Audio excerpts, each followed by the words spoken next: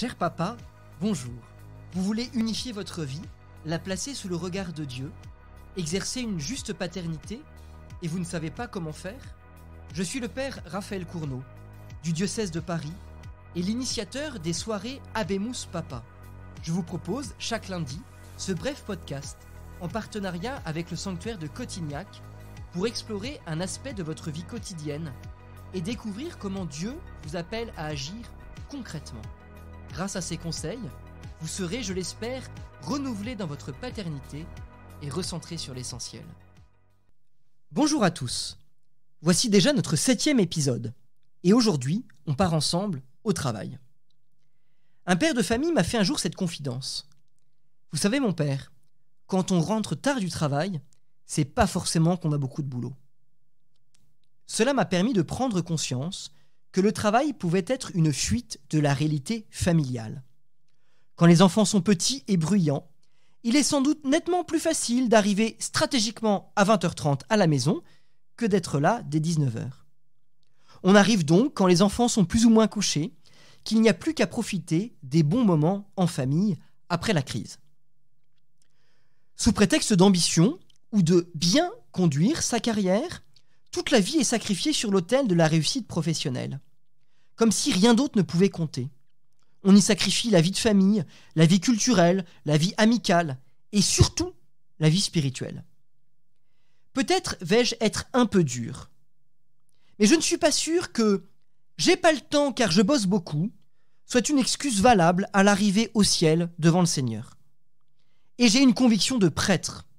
Ce n'est ni votre patron, ni votre banquier qui vous accueilleront sur les bancs du royaume céleste. Le travail peut aussi occuper une place trop importante dans l'éducation de vos enfants ou dans les conversations en ville.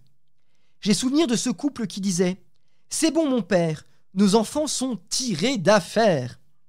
Sous-entendu, ils ont un bon job, dans une grosse boîte, ils gagnent beaucoup d'argent, maintenant nous sommes tranquilles. Le salut de leur âme, la sainteté, la charité, n'avaient pas grand-chose à faire là-dedans. Combien de fois jugeons-nous les autres sur leur job ? Dans un dîner, par exemple, tu sais, il a un grand job, lui. Veut dire, il est important, on peut le considérer. Le pape François, il y a quelques années, pointait déjà du doigt cette réalité terrible que certains enfants ou adolescents ont l'impression d'être orphelins de parents vivants, tant leurs parents étaient absorbés par leurs activités professionnelles. Le pape nous disait « Le problème de nos jours ne semble pas tant être la présence envahissante des pères que leur absence, leur disparition. Les pères sont parfois si concentrés sur eux-mêmes et sur leur propre travail, fois sur leur propre réalisation individuelle, qu'ils en oublient même la famille. Ils laissent les enfants et les jeunes seuls.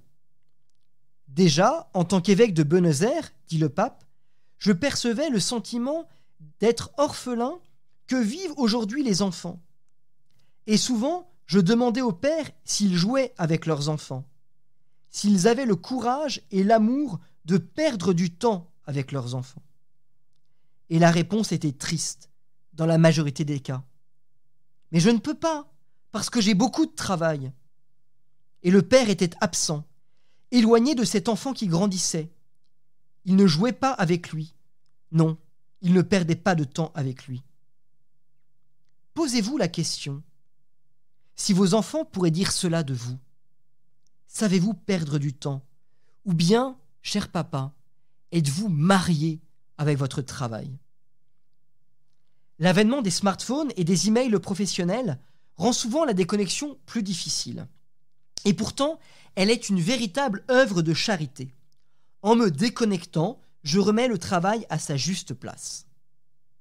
Je me souviens de cette épouse admirative de son mari qui avait fait le choix de ne pas rentrer à 21h30 le soir, quitte à devoir subir le regard inquisiteur de ses collègues de travail. Cet homme se souvenait que son premier devoir d'époux et de père était d'être présent à la maison. La Bible, quant à elle, nous parle souvent de la question du repos, en particulier par l'approche du repos sabbatique. Jésus lui-même invite ses disciples épuisés à se reposer à l'écart. Nous pourrions peut-être nous inspirer de nos frères juifs, attentifs au sabbat, quant à la coupure nécessaire dans nos vies. Je me souviens d'un homme qui, pendant ses vacances, ne cessait de répondre à ses mails de bureau au nom de ses obligations professionnelles. Je crois que c'est une tentation spirituelle, se croire tout-puissant, ou pire, indispensable. Vous comprenez, mon père, je suis manager, je dois bien répondre. Bien heureux, le manager, capable de dire stop, de couper et de faire confiance à ceux avec qui il travaille, de faire confiance à ses équipes et de les responsabiliser, de limiter le travail à un espace et un temps raisonnable, c'est, je crois, une question de foi. Ma vie est dans les mains de Dieu, pas simplement dans les miennes. Comme vous en avez l'habitude, je vous propose 3 pistes de réflexion pour votre semaine. Est-ce que je crois que ma vie est dans les mains de Dieu ou simplement dans les miennes ? Mes enfants pourraient-ils dire de moi que je suis marié avec mon travail ? Comment est-ce que je perçois l'avenir professionnel de mes enfants ? Quels sont les aspects qui sont les plus importants à mes yeux ? Je vous souhaite une bonne semaine. Merci de m'avoir écouté. Si ce podcast vous a plu, n'hésitez pas à le partager autour de vous et à laisser un commentaire sur les plateformes d'écoute et les réseaux sociaux, les podcasts de FC, pour en faire bénéficier un maximum de personnes. Il est d'ailleurs présent sur le site hosanna.org, comme communauté de prière que vous pouvez rejoindre afin de prier ensemble et de se soutenir. Ce podcast vous est proposé par Famille Chrétienne, un hebdomadaire pour les familles catholiques qui traite de l'actualité religieuse, familiale et sociétale dans un regard d'espérance. Profitez de l'offre découverte d'abonnement sur famillechrétienne.fr, rubrique « Je m'abonne ». Je vous souhaite un été ressourçant, reposant, spirituel et vous dis à la semaine prochaine.